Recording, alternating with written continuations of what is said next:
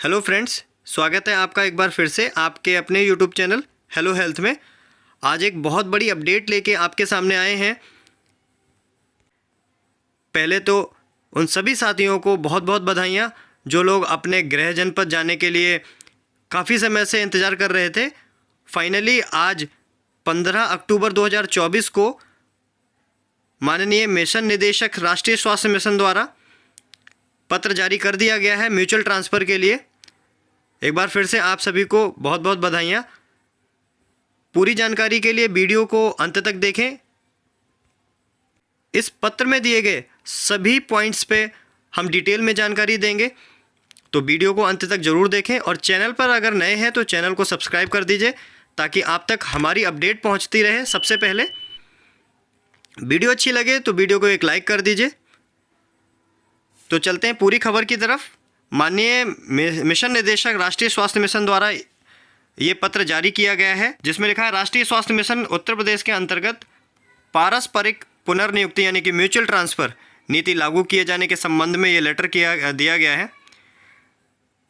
हम main points पे बात करेंगे। पूरा लेटर आपको ग्रुप्स में पहले ही मिल चुका होगा।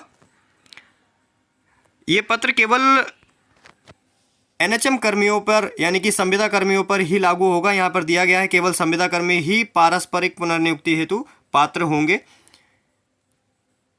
अपात्र कौन कौन से ऐसे कर्मचारी होंगे जो अपात्र होंगे, जिनको म्यूचुअल ट्रांसफ़र नहीं किया जा सकता, यहाँ पर दिया गया है। बिल्डिंग के माध्यम से कार्यरत चिकित्सक विशेषज्ञ पारस्परिक पुनर्नियुक्ति हेतु पात्र नहीं होंगे। आउटसोर्स कर्मी, वेंडर कर्मी पारस्परिक नियुक्ति के लिए पात्र नहीं होंगे। ऐसे संविदा कर्मी जिनका पूर्व में स्थानांतरण या पारस्परिक पुनर्नियुक्ति हो चुकी है, जैसे अगर पहले से आपने कोई ट्रांसफ़र ले चुके हैं या फिर सीएचओ हैं तो सीएचओ पहले से पारस्परिक पुनर्नियुक्ति रीअपॉइंटमेंट ले चुके हैं तो वो लोग इसमें अप्लाई नहीं कर पाएंगे। या फिर किसी को दंडात्मक तैनाती यानी कि पनिशमेंट के थ्रू कहीं पर पोस्ट दी गई है या फिर ट्रांसफ़र किया गया है, वो यहाँ पर अप्लाई नहीं कर पाएंगे। या फिर किसी कोर्ट में कोई केस चल रहा है और अभी उसका फैसला नहीं आया है, वो लोग भी इस पारस्परिक पुनर्नियुक्ति के लिए अप्लाई नहीं कर पाएंगे। पारस्परिक पुनर्नियुक्ति हेतु प्राप्त आवेदन के संबंध में संबंधित जनपद द्वारा उक्त तथ्यों के आधार पर की गई पुष्टि एवं पारस्परिक पुनर्नियुक्ति हेतु संतुष्टि किए जाने के उपरांत ही पारस्परिक पुनर्नियुक्ति की प्रक्रिया की जाएगी। यानी कि आपके जनपद पर जो भी नोडल अधिकारी आपके होंगे उनके द्वारा ही इसको एक्सेप्ट करने के बाद ही आप पारस्परिक पुनर्नियुक्ति ले सकते हैं। एग्जाम्पल के लिए मैं बता दूं, जैसे अगर कोई भी सामुदायिक स्वास्थ्य अधिकारी अपना ट्रांसफ़र लेना चाहते हैं तो उसके लिए पहले हमारे जनपद के जो सीएमओ सर हैं, नोडल होते हैं, वो उसको एक्सेप्ट करेंगे, तभी वो म्यूचुअल ट्रांसफ़र ले सकते हैं। आगे के पॉइंट पे चलते हैं। नोट में दिया हुआ है यह पारस्परिक पुनर्नियुक्ति केवल वित्तीय वर्ष 2024-25 यानी कि बस इसी वर्ष के लिए होगी। पारस्परिक पुनर्नियुक्ति हेतु ऑनलाइन आवेदन दिनांक 5/11 यानी कि 5 नवंबर 2024 से 30 नवंबर 2024 तक स्वीकार किए जाएंगे। पारस्परिक पुनर्नियुक्ति केवल समान कार्यक्रम के समान पद के कर्मियों पर ही मान्य होगा। यानी कि अगर एएनएम बहन जी हैं तो वो एएनएम से ही ट्रांसफ़र ले सकती हैं, और सीएचओ है तो सीएचओ से ही, और लैब टेक्नीशियन है तो लैब टेक्नीशियन से ही वो म्यूचुअल ट्रांसफ़र ले सकते हैं। केवल ऑनलाइन आवेदन ही स्वीकार होंगे। ऑनलाइन मोड से ही ये आप अप्लाई कर सकते हैं और कोई साधन इसमें अपनाया ना जाए। संबंधित संविदा कर्मी का अंतिम मानदेय, यहाँ पर बहुत सारे क्वेश्चंस हैं कि हाँ, आप अगर दूसरी जगह जाएंगे तो आपका सैलरी या मानदेय जो होगा वो समान रहेगा या फिर कुछ अलग रहेगा। इसके लिए मैं आपको आगे बताऊंगा।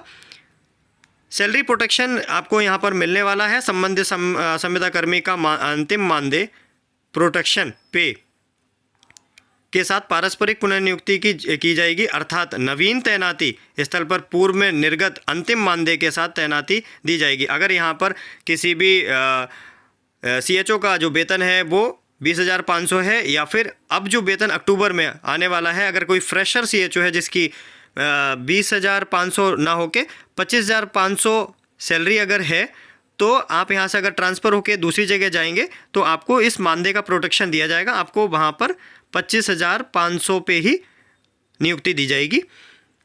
वार्षिक वेतन वृद्धि तथा अन्य देयकों की गणना में पूर्व के सेवा काल का संज्ञान लिया जाएगा।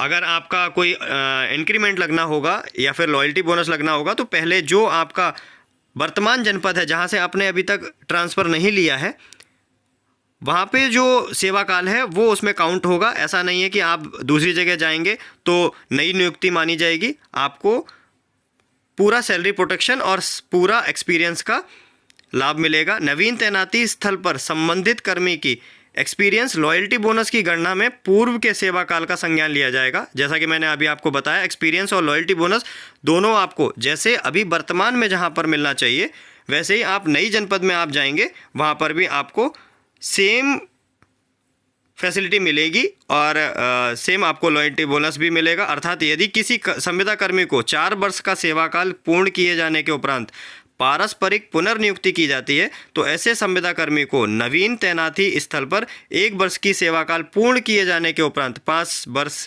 एक्सपीरियंस लॉयल्टी बोनस मानदेय का 5% दिया दे होगा। यानी कि आपका जो 5% इंक्रीमेंट लगता है वो भी लगेगा और आपका अगर कोई लॉयल्टी बोनस लगना होगा वो भी आपको मिलेगा ही मिलेगा। कम्युनिटी हेल्थ ऑफिसर के पारस्परिक पुनर्नियुक्ति की स्थिति में पूर्व में संपादित बॉन्ड में शेष अवधि दिनों हेतु ही नवीन जनपद में बाउंड संपादित किया जाएगा। यहाँ पर एक बहुत अच्छी बात है, पहले जब पुनर्नियुक्ति के लिए कम्युनिटी हेल्थ ऑफिसर के लिए एक नया नियम बनाया गया था कि आप जब दूसरी जनपद में जाएंगे तो आपको दोबारा से पूरा बॉन्ड, यानी कि अगर किसी ने 2.5 लाख का बॉन्ड भरा है तो दूसरे नए जनपद में जाकर भी आपको दोबारा से 2.5 लाख का ही बॉन्ड भरना होगा और पुनः 3 साल तक आप उस बॉन्ड के अंतर्गत ही आएंगे। लेकिन यहाँ पर बहुत अच्छी बात एक है कि यदि आपने वर्तमान जनपद में 2 साल पूरे कर लिए हैं, बकाया 1 साल बचा हुआ है बॉन्ड का, तो आप नए जनपद में जब जाएंगे तब आपको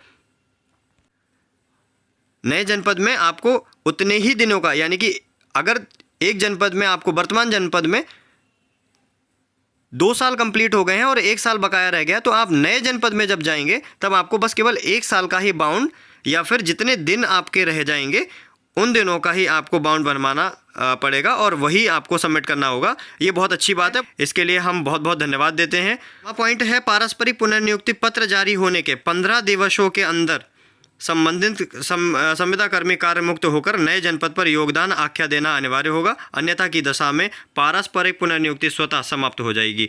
यानी कि आपको जैसे ही MD NHM मैडम द्वारा एक पत्र प्राप्त हो जाएगा कि आपका ट्रांसफ़र एक्सेप्ट कर लिया गया है तो आपको 15 दिनों का समय मिलेगा और आप वहाँ पर नवीन तैनाती स्थल पर जाके ज्वाइनिंग ले सकते हैं और उस पर कोई भी विचार आगे नहीं किया जाएगा। ये इसमें साफ लिखा हुआ है। पारस्परिक पुनर्नियुक्ति किए गए संविदा कर्मियों में यदि एक कर्मी आकांक्षी जनपद का हो तो उक्त परिस्थिति में प्रतिस्थानीय कर्मी के द्वारा आकांक्षी जनपद में योगदान आख्या देने के उपरांत ही आकांक्षी जनपद में कार्यरत कर्मी को कार्य मुक्त किया जाएगा, जिस हेतु उक्त कर्मी को 15 कार्य दिवसों के अतिरिक्त 5 कार्य दिवस दिए जाएंगे। इस प्रकार योगदान आख्या दिए जाने हेतु कुल 20 कार्य दिवस होंगे। समस्त संविदा कर्मियों को स्पष्ट रूप से निर्देशित किया जाता है कि वे अधिकारियों एवं कर्मचारियों पर अनुचित दबाव बनाने के लिए राज्य कार्यालय अथवा किसी भी अन्य कार्यालय से संपर्क ना करें, अन्यथा की दशा में अनुशासनात्मक कार्रवाई की जाएगी, जिसके लिए कर्मी स्वयं जिम्मेदार होंगे। किसी और से संपर्क करने की आवश्यकता नहीं है, डायरेक्ट आप ऑनलाइन आवेदन करिए और वो एक्सेप्ट किया जाएगा।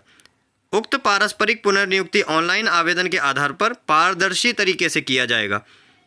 कर्मियों को सलाह दी जाती है कि किसी भी दलाल आदि से संपर्क में ना आए, ना ही किसी प्रकार के प्रलोभन में आए। संज्ञान में आने पर उपलब्ध साक्ष्य के आलोक में संविदा कर्मी की सेवा बिना नोटिस दिए समाप्त कर दी जाएगी, जिसके लिए कर्मी स्वयं जिम्मेदार होंगे। किसी भी दलाल के चक्कर में आपको नहीं पड़ना है। पारस्परिक पुनर्नियुक्ति हेतु किसी भी प्रकार का भत्ता देय नहीं है, यानी कि आपको ऐसा नहीं है कोई भी टीए या फिर कुछ अनाउंसेस मिलेंगे आपको आने जाने के लिए, आपको ये स्वयं करना होगा। पारस्परिक पुनर्नियुक्ति हेतु आवेदन संबंधित विस्तृत दिशा निर्देश एवं प्रक्रिया को पृथक से पत्र के माध्यम से निर्गत कर दिया जाएगा। तो ऑनलाइन पोर्टल पर आप कैसे अप्लाई कर सकेंगे ये भी हम इस चैनल के माध्यम से आपको बताएंगे। तो लगातार हमारे चैनल पर बने रहने के लिए चैनल को सब्सक्राइब कर दीजिए, ताकि आप कैसे अप्लाई करेंगे ये भी जानकारी इस चैनल पर आपको मिल जाएगी। तो ये एक बहुत बड़ी अपडेट है और बहुत बड़ी सफलता है कि पारस्परिक पुनर्नियुक्ति के लिए मंजूरी मिली है। हम इस पर हमारी मिशन निदेशक महोदया का बहुत बहुत धन्यवाद देते हैं।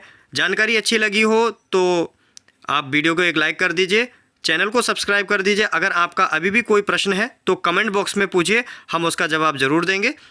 मिलते हैं फिर किसी नई इंटरेस्टिंग जानकारी के साथ में। तब तक के लिए नमस्कार, स्वस्थ रहें, मस्त रहें।